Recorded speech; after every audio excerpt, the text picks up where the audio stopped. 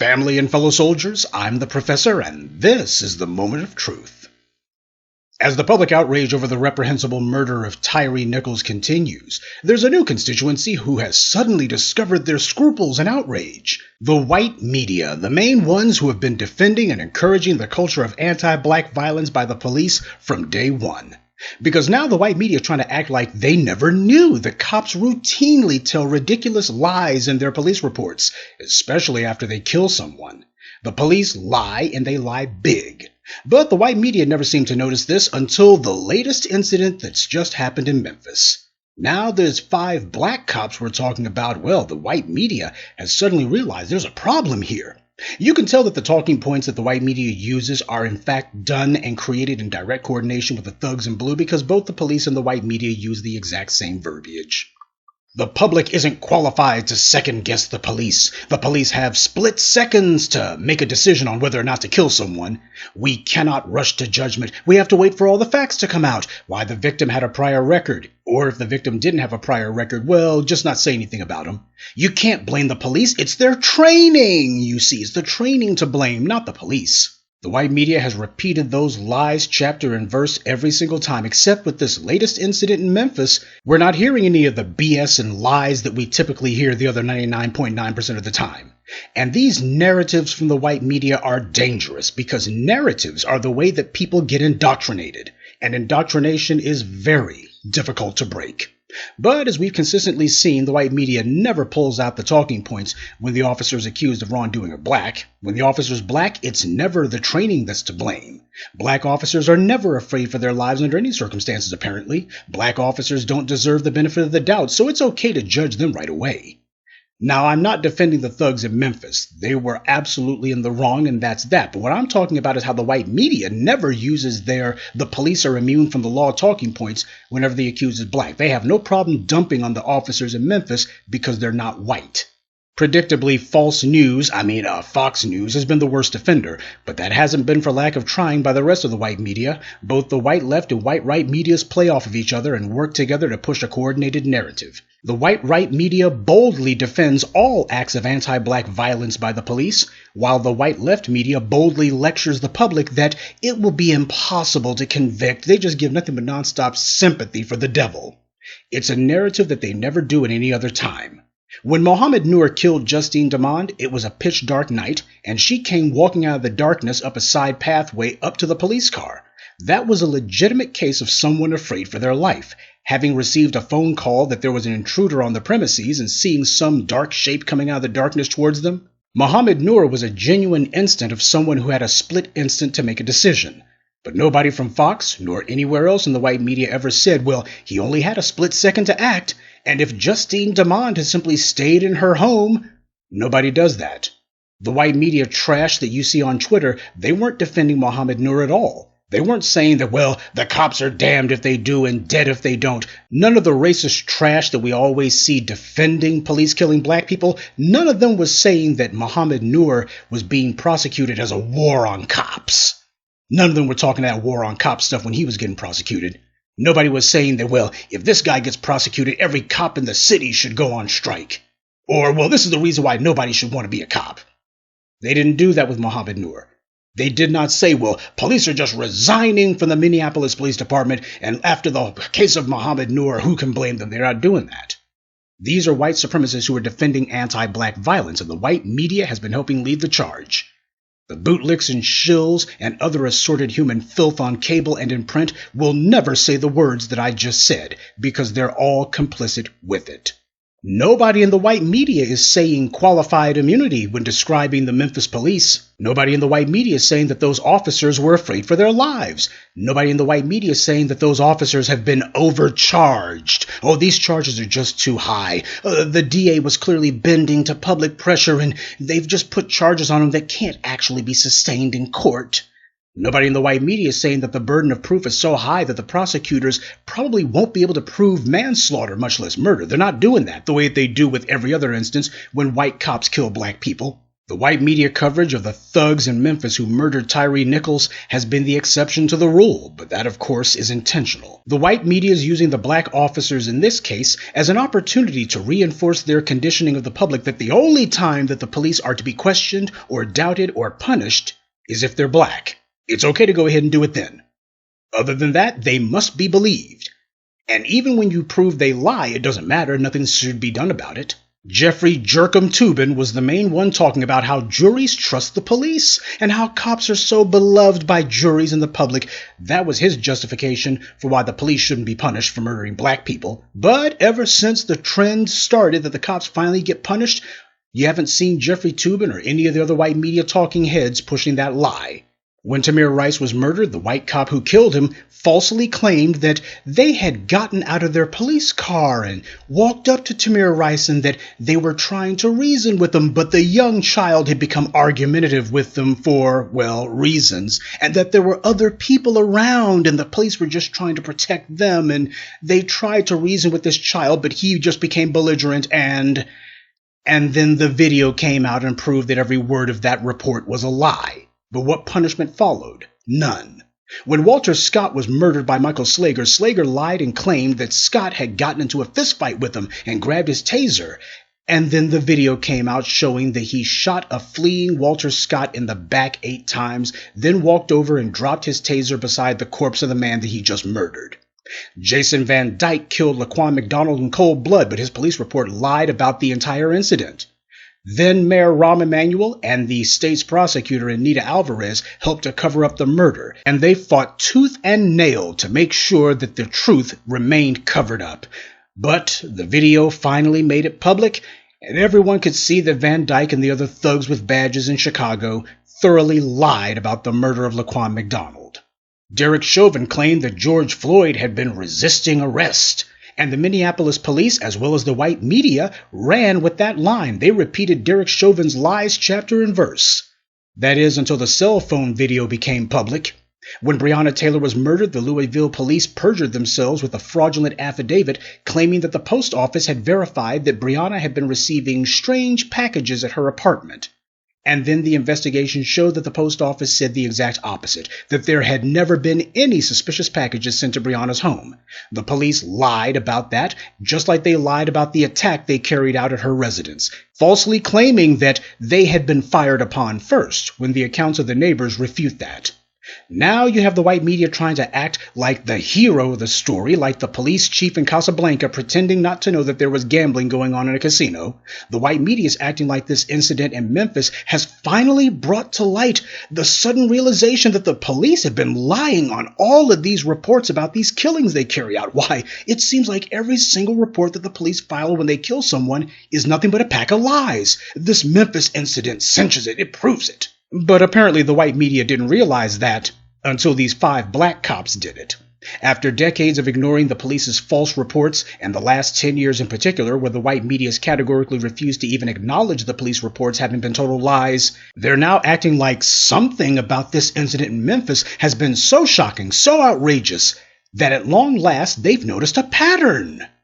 But they won't be demanding that all of these prior incidents, like the murder of Tamir Rice and Breonna Taylor, be investigated and punished.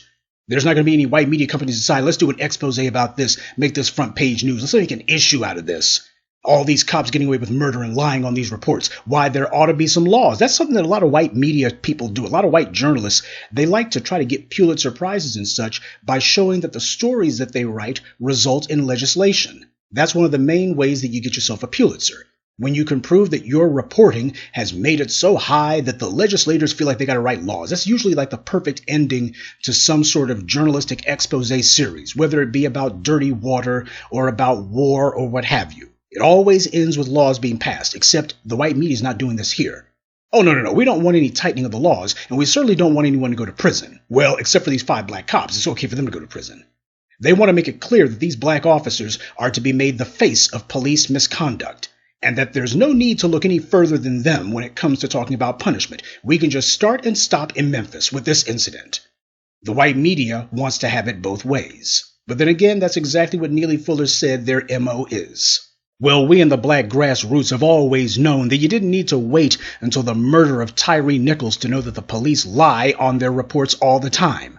We see this pattern in practice by police across the board and across the country. In virtually every single case where the public has actually examined what happened after the police kill a person, it's almost always found that the police's reports have been a pack of lies. But you didn't have to wait until this incident to know that. There's been case after case after case where the police have been caught in out-and-out lies, but the same white media who has aggressively ignored every single instance of police lying about killing a black person are now suddenly intrigued with this case because the officers involved are black. So if they go down, genetic immunity from law will still be maintained. Black cops don't have a license to kill.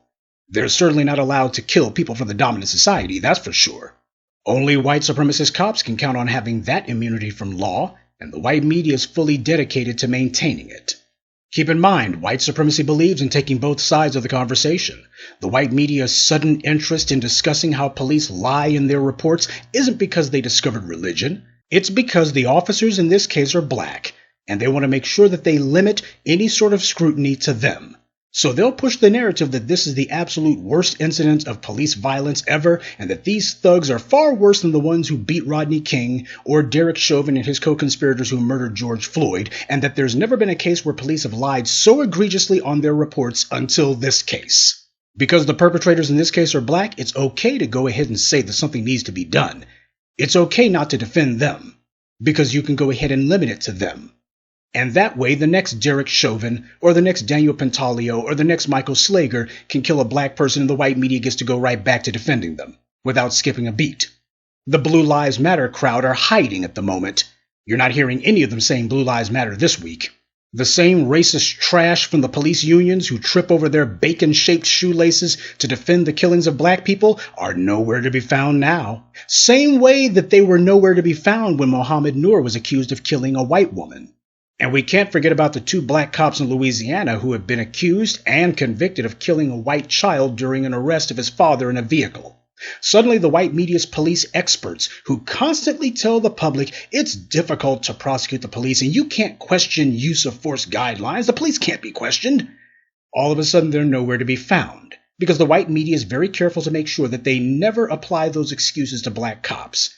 They can't afford to. Ashley Babbitt took part in an insurrection.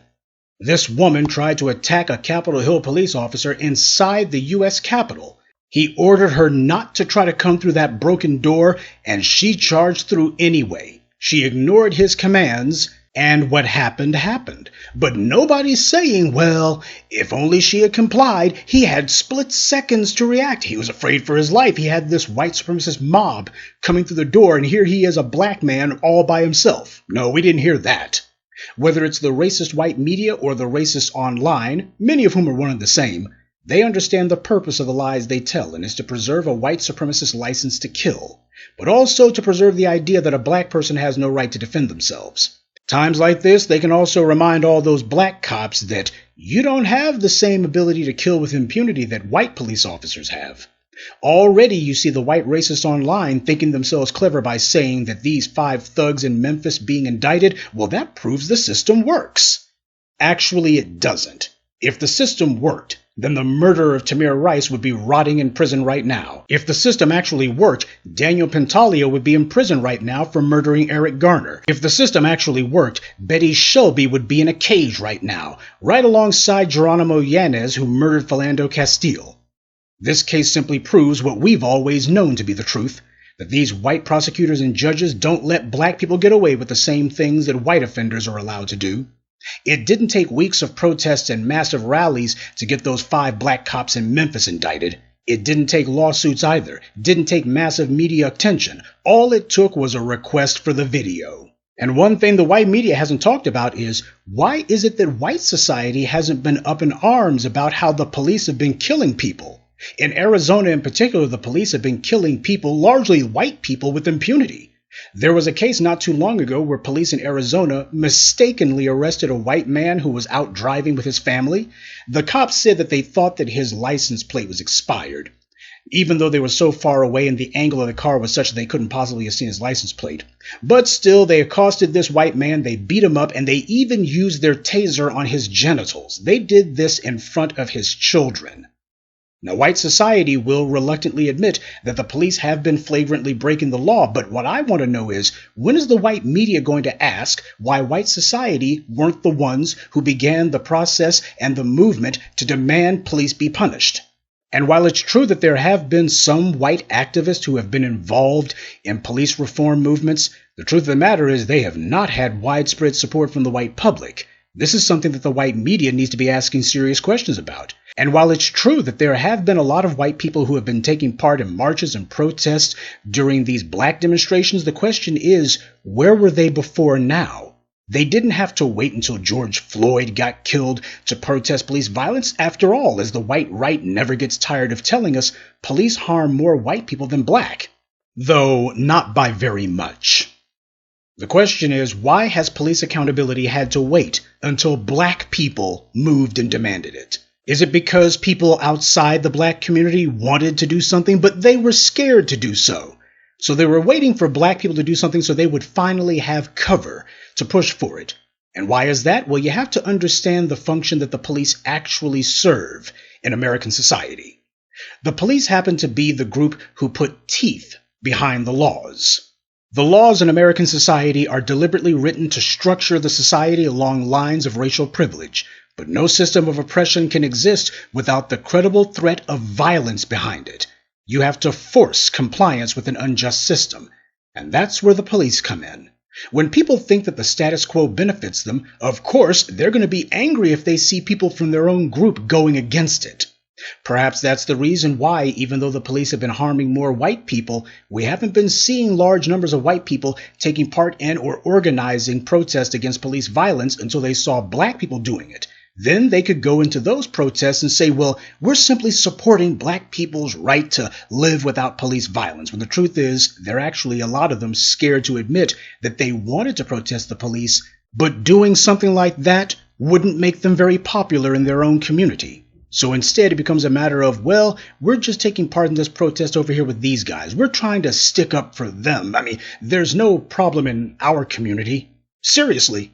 And the white media aren't the only ones who are not talking about police reform. Jim Crow Joe hasn't said a word about his much ballyhooed Police Accountability Commission. You know, the one that he campaigned on back in 2020. But as soon as he took the oath of office, he immediately said, that presidential level Police Accountability Commission, I ain't doing it. Congress can get around to it, but I'm not. I've got too much to do. Don't expect to hear anything from him on this. All these instances where the white media is forced to admit, well, the police have been lying on all these reports, but Jim Crow Joe's not going to do anything about it. And neither is that pathetic empty suit in the Injustice Department, Merrick Garland. The so-called Civil Rights Division, now they're not going to be looking at this and going, wait a minute, all these police departments doing this mess, something's got to be done to crack down on these scumbags. Not going to be happening. And all of you simple-minded Negroes who decided to vote for Joe Biden saying that he was going to actually do something, he was going to be different, take a bow. Because you've got to have some real next-level naivete and stupidity to have fallen for that, to have been so gullible, to have been suckered like that.